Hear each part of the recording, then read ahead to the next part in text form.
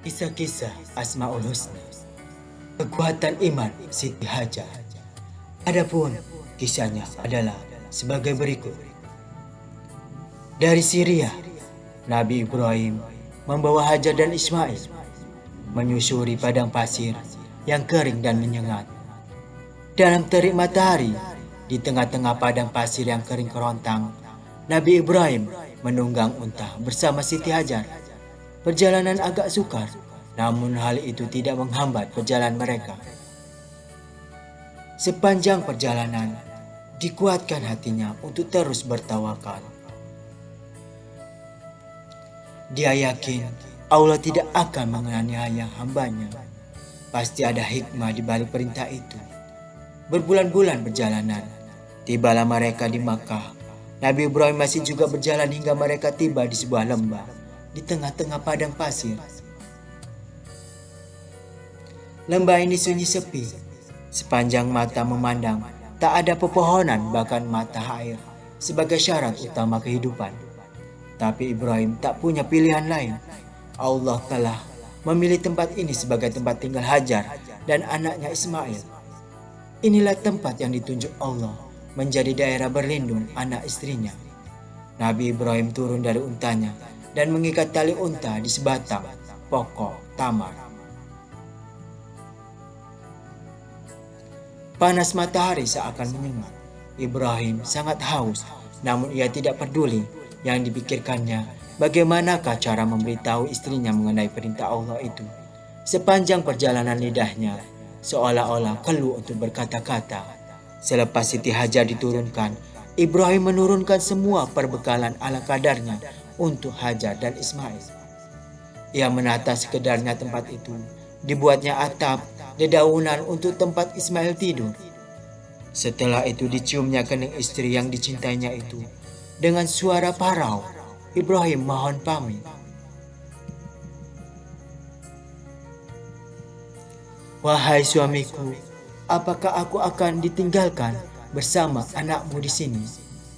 Tanpa memandang wajah istrinya, Nabi Ibrahim hanya mampu menganggukkan kepala. Oh, kiranya karena dosaku menyebabkan engkau bertindak begini.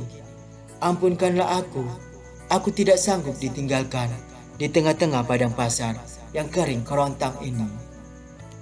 Nabi Ibrahim menjawab, tidak wahai istriku, bukan karena dosamu. Siti Hajar bertanya lagi, kalau bukan karena dosaku, bagaimana dengan anak ini? Anak ini tidak tahu apa-apa. Tegakah engkau meninggalkannya? Kepiluan dan kesedihan Nabi Ibrahim hanya Allah yang tahu. Katanya, tidak, bukan itu maksudku. Tapi apa dayaku, ketahuilah, ini semua adalah perintah Allah. Apabila disebut perintah Allah, Siti Hajar terdiam, keluh lidahnya untuk terus merayu. Terbayang olehnya penderitaan yang bakal dihadapi sendirian nanti. Dia yakin kalau tidak karena perintah Allah, mana sanggup suaminya meninggalkan dia serta anaknya di situ. Siti Hajar berupaya menguatkan tawakal dan pertolongan kepada Allah. Namun hatinya masih tertanya-tanya, apakah hikmah di balik perintah Allah itu? Ketika gejolak hatinya semakin memuncak, dengan rahmat Allah disingkapkan oleh Allah penglihatan Siti Hajar ke suatu masa yang akan datang. Digambarkan tempat itu nantinya akan didatangi oleh manusia dari seluruh pelosok dunia yang berduyun-duyun datang untuk membesarkan Allah.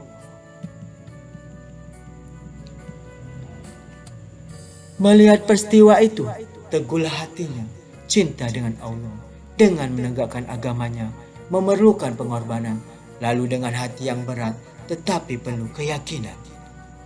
Siti Hajar berkata kepada suaminya, jika benar ia adalah perintah Allah, tinggalkanlah kami di sini. Aku ridho ditinggalkan. Suara Siti Hajar mantap sambil menyekah air matanya. Ditabahkan hatinya dengan berkata, mengenai keselamatan kami, serahkanlah urusan itu kepada Allah. Pasti dia akan membela kami. Tidak mungkin dia menganiaya kami yang lemah ini.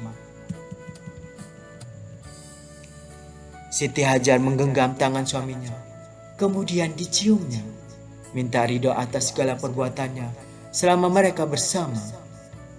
Doakanlah agar datang pembelaan Allah kepada kami, kata Siti Hajar. Nabi Ibrahim terharu dan bersyukur. Istrinya, Siti Hajar memang wanita terpilih. Dia segera mengangkat tangannya untuk berdoa. Ya Tuhan kami, aku tinggalkan anak dan istriku di padang pasir yang tandus tanpa pohon berkayu dan buah-buahan. Ya Tuhan kami, teguhkanlah hati mereka dengan mendirikan sholat. Jadikanlah hati manusia tertarik kepada mereka. Karuniakanlah rezeki pada mereka daripada buah-buahan. Mudah-mudahan mereka bersyukur kepadamu.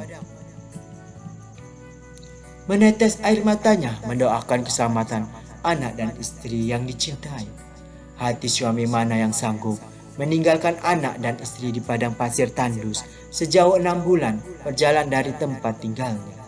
Namun atas keyakinan pada janji Allah, ditunaikan juga perintah Allah walaupun risiko yang bakal dihadapi adalah besar. Selesai berdoa, tanpa menoleh ke arah istri dan anaknya, Nabi Ibrahim terus meninggalkan tempat itu dengan menyerahkan mereka terus kepada Allah. Tinggallah Siti Hajar bersama anaknya yang masih merah dalam pelukannya, diiringi kepergian suaminya. Dengan linangan air mata dan syukur, ditabahkan hati untuk menerima segala kemungkinan yang akan terjadi. Tidak lama selepas kepergian Nabi Ibrahim, perbekalan makanan dan minuman pun habis. Air susunya juga kering sama sekali. Anaknya Ismail menangis kehausan. Siti Hajar kebingungan, di mana hendaknya diusahakannya air di tengah padang pasir yang kering kerontang itu. Ketika dia mencari-cari sumber air, dilihatnya dari jauh seperti ada air di seberang bukit. Dia berlari ke arah sumber air itu, tetapi apa yang dilihatnya hanyalah fata morgana. Namun Siti Hajar tidak berputus asa. Dari tempat lain, dia melihat seolah-olah di tempat di mana anaknya diletakkan memancar sumber mata air. Dia pun segera berlari ke arah anaknya. Tetapi sungguh malang, yang dilihatnya adalah fata morgana. Tanpa disadari, dia bolak-balik sebanyak 7 kali antara 2 bukit Safa dan Marwah untuk mencari sumber air. Tubuhnya keletihan, berlari ke sana kemari mencari sumber air. Namun tiada tanda-tanda dia akan mendapat air. Sedangkan anak yang kehausan itu terus menangis sambil menghantak-hantakkan kakinya ke bumi. Tiba-tiba dengan rahmat Allah, sedang Siti Hajar mencari-cari air, terpancarlah air dari dalam bumi di ujung kaki anaknya Ismail. Pada waktu itu, gembiranya hati Siti Hajar bukan kepalang. Dia pun mengambil air itu dan keluar dari mulutnya. Jam, yang berarti berkumpullah. Seolah-olah dia berkata kepada air itu, berkumpullah untuk anakku.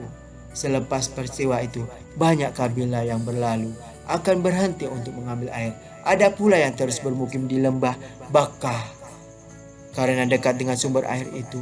Begitulah kehendak Allah, sengaja didatangkan sebab musabab untuk menjadikan Islam gemilang dan Makkah menjadi tempat ziarah umat manusia.